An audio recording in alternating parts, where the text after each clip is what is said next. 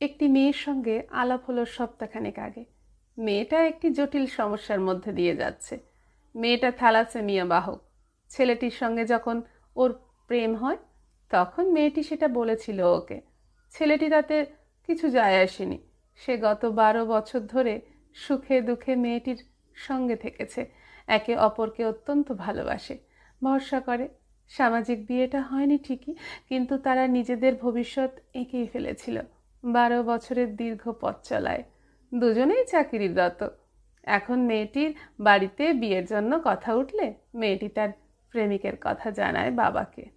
মেয়েটির বাড়িতে কোনো আপত্তি ছিল না, আপত্তি ছিল না ছেলেটির বাড়িতেও। দুজনে পছন্দ করে বিয়ে করছে, এতে আপত্তির কি আছে? মেয়েটির বাবা একসময় ছেলেটির থ্যালাসেমিয়া টেস্টের রিপোর্ট দেখতে চায়, কারণ তার মেয়ে অলরেডি থ্যালাসেমিয়া বাহক। এতদিন পরে ছেলেটি ব্লাড টেস্ট করে জানতে পারে সে নিজেও এর বাহক। দুই বাড়ি থেকেই বিয়েটা ভেঙে দিতে চায়। এদের সন্তান থ্যালাসেমিয়া নামক ভয়ঙ্কর সমস্যার সম্মুখীন হতে বাধ্য বলেই ডক্টররা মনে করছেন। মেয়েটির বাবা কিছুতেই বিয়ে দিতে রাজি নয়। এমতো অবস্থায় ওরা নিজেরাও সিদ্ধান্ত নেয় এই সম্পর্ক থেকে বেরিয়ে যাবে। কিন্তু 12 বছরের অভ্যেস এই স্মৃতির ভিড়ে নিজেদের হারিয়ে ফেলে আবার সম্পর্কটা কন্টিনিউ করে। এই কারণে দুটো বাড়িতেই অশান্তি হচ্ছিল। মেয়েটি আমায় জিজ্ঞেস করেছিল, দিদি, আমার কি করা উচিত বলো তো? আমি ওকে ভুলে থাকতে পারবো না, ও নিজেও পারবে না, কিন্তু আমাদের বাচ্চার কি হবে?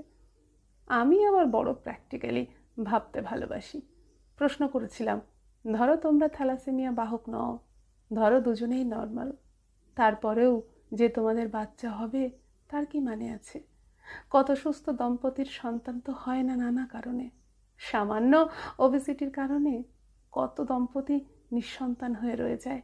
যে পৃথিবীতে আসেইনি তার কথা চিন্তা করে একজন আরেকজনের কথা ভুলতে চলেছ। ভালোবাসার নিশ্চিন্ত ঘেরাটোপে তুমি যে সারা জীবনটা কাটাতে পারবে। এখন যদি তুমি অন্য কাউকে বাড়ির চাপে বিয়ে করো, তাহলে না পারবে 12 বছরের সুখ স্মৃতি ভুলতে, না পারবে নতুনকে সাগ্রহে মেনে নিতে। তোমার জীবনটা তো অশান্তিতে ভরে যাবে। ওই অশান্তির পরিবেশে একটা সুস্থ বাচ্চা কি আদৌ সুস্থ থাকতে পারবে? যে ছেলেটি তোমায় এতটা ভালোবাসে তাকে বঞ্চিত করে বাঁচতে পারবে তুমি? মেয়েটি বলেছিল, পারবো না দিদি, ওকে ভুলতে পারছি না। আমি বলেছিলাম, তাছাড়া সন্তানের মা হতেও তো বাধা থাকার কথা নয়। একটা অনাথ বাচ্চার যদি মা হও তুমি, মন্দ কোথায়?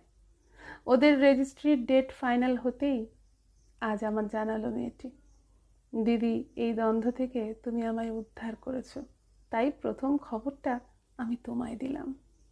ব্যস্ত যান্ত্রিক একঘেয়ে দিনের শেষে এগুলো আমার পরম প্রাপ্তি। নমস্কার।